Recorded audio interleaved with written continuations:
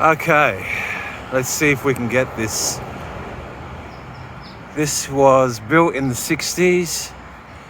It is a typical example of what's called the H design, which was the predominant replacement of the old version of a public school. Big hello to all the former students who are now old or haven't been here for a very long time. This is what they call it now. Knock knock. The old doors are the same as what was there from day one. Now, what I'll do, I'll go around this way.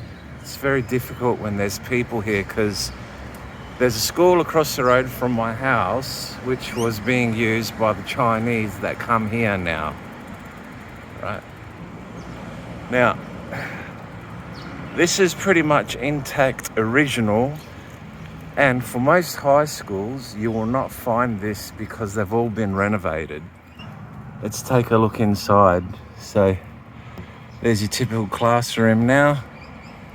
This really blows the mind how this is the biology room and it hasn't changed one bit. It's amazing to see the old original blackboards. This is for you, everyone.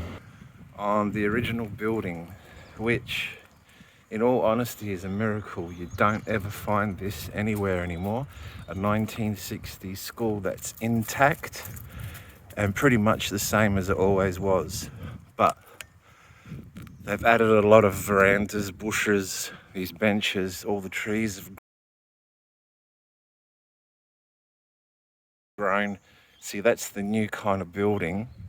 When I came here, that was just an asbestos hut and it was nothing like that. But anyway, I had good times. I only was here for 1 year. Quickly get around filming it because a lot of people I've noticed on Facebook, they haven't been here for a very long time. And some of my friends have died who came to this school, so it's very hard to think that they're no longer around and how we were all treated. There's the old office and the front entry. I still have dreams of this space.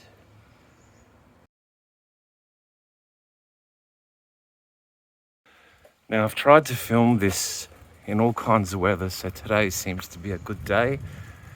And Croydon High School here in South Australia was originally 2 schools in one, so you had boys and girls and they were segregated. I've only just found this out through a former student. There's the tech studies rooms. And I think this was one half. Now, apparently you were not allowed to talk to the other sex. There's the tech studies room.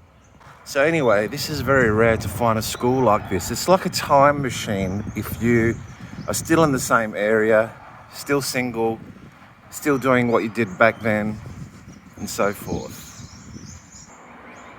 There's the entrance to the office. Now that's the road. They built this in the 90s. And I never really knew what this was, but anyway, it was here when I came. It's a computer room now.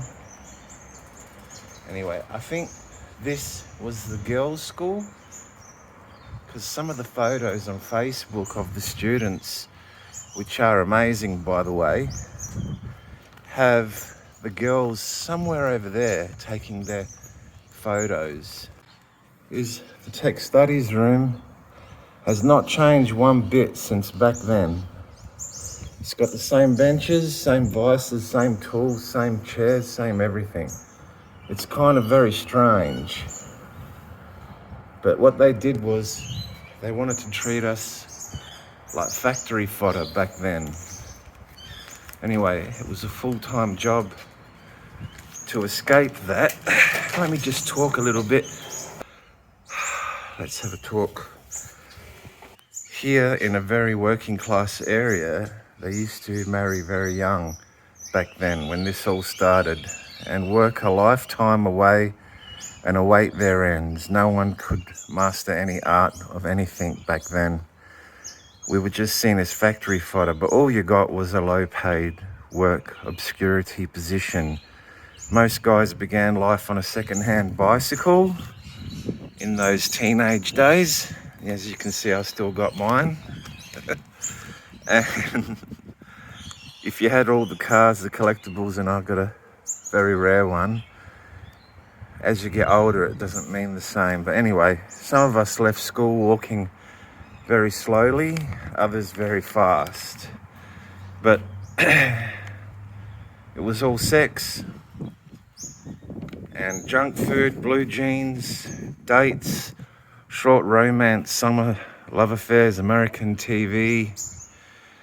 But you had to squeeze what stimulation you could out of your life before the debts claimed you. Now, when I came here, the population was in severe decline. And I remember it just a few years before being a lot more people, but they all sort of left very early and went on the dole. It was a recession. The late 80s and early 90s was very, very depressing. In South Australia, we had what was called the state bank collapse, and that was in the 80s, and then it led to the actual nationwide recession in the 90s, which was right on the year when I had left this place. Now, this is the entrance to what was probably the girls' school, and you have the office here, which I think back then was the main office, but I won't stick around here. But this was a high school which was your only freedom in time. And few people back then knew that and now fall into marriage traps. That's if you got married. But back then, they got married and came from places like this and found that all they got was something to lure them into home ownership, which was the reality of working class people back then. I was one of them, but I went a different way. And I hope you're doing well if you did go ahead, get married and buy yourself a home. So this was the schoolyard. It was all open. There was no such bushes like this. It was very open and bigger feeling back then. Every time I come here now, it's more and more overgrown. But the job interviews that we attended were more or less like jail sentences. And there's a lot of people today who are very angry and resentful because they don't like their job, who all came from here. So the authorities wanted us to go from a school counsellor to a home loan advisor. See, this is the classroom. That's your typical Australian public school classroom. So we were supposed to go from school counsellor to home loan advisor and then a home loan provider until your minimum wage job, which a lot of people did. And the social class of youth culture and teenage life around here, with all the rebels and wayward girls, was pretty much more or less a roadblock for a lot of us. Especially if you had sex young, it could have ended up being a curse. A lot of people just grew up and obeyed and took what was given to them. Usually it was either just low-paid factory work, which is all gone now, and or trades. But if you studied and went to university, it was very rare from a place like this, and it was just all blue jeans, sex, junk food, and waiting for your holidays, sleeping in, and your youth would vanish away and you would become a very angry worker. And I have those people for neighbours now. You see, all these trees were never here in 1992. Those old Australian eucalypts were, but not all these. Somebody who planned this school as it is now had a very big fear of the sun and hot weather. As you can see, they've got a split system in every room now. We didn't even have a fan, and you'll probably see 1,000 of them here. All these trees never were here back in '92. Now, life around here, if you were forced into it, you had to have a particular grit. And these public schools were basically designed for one thing and one thing only, and that was for sunny outdoor activities, leisure, recreation, sport, keeping you fit. From the 50s, this was the mandate. The old schools of timber windows, dingy rooms, all gave way to this. This used to be the caretaker's garage back in the olden days, right? So here we are in the Oval, and you can bring your dog now. It's a dog park on the weekends and a very beautiful place. I don't know if they didn't have the grit, but they sure as hell ended up on booze and drugs. It was very easy around here in the western suburbs of Adelaide, South Australia. And for all the old students talking about the swimming pool, you will notice it's gone. The idiots that come here would never wear bathing clothes. I've actually played sport here. It's not a bad little place to play, but coming back in your late 20s was very strange. There's the gym. Some people remember the socials. I never saw the socials. This was the way that everyone walked onto the Oval back then. A lot of people sat on these benches, used those taps. So we used to go home and it'd be all low resolution black and white TV, which we had up until the 80s. There's the gym entry. But if you had colour TV, you would have been watching all those fantastic TV series that back in those days kept us really going. You know, I get good memories of being a young guy back then. But for me, I was young in the 70s, became a teenager in the 80s, turned 20s in the 90s, and then 30s in the 2000s. So this is what the canteen serves. Read it for yourself. And I never bought one thing here. I used to never eat nothing. I don't know how I got through those times with no food.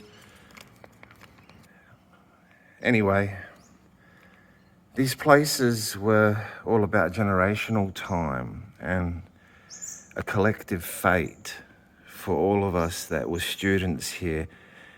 And transistor radios, little boom boxes. See what happened to the metal workroom? I think they've got it all white out on the windows because that must be their prayer rooms. You know, I got to tell you one thing. It's one thing about these places, they really show you the impermanence of life. I can't stand thinking how they treated us and how they treat these morons that come here now who get everything for free, because our fathers were all working with overalls. The people that come here now, their fathers never wore overalls and they never worked in factories. It was just ours. We had to live on one parent wage. Back then, the cost of living was very, very low and we could do it. You could rent a house for $35 a week. This used to be the old entrance.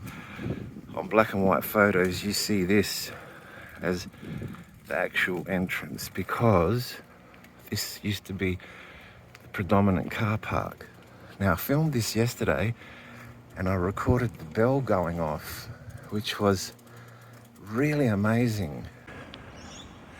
I thought it was time that my high school was filmed and put onto the internet, YouTube. I tried on Facebook, but it's just full of weirdos. Look, there's the bell. Class is starting.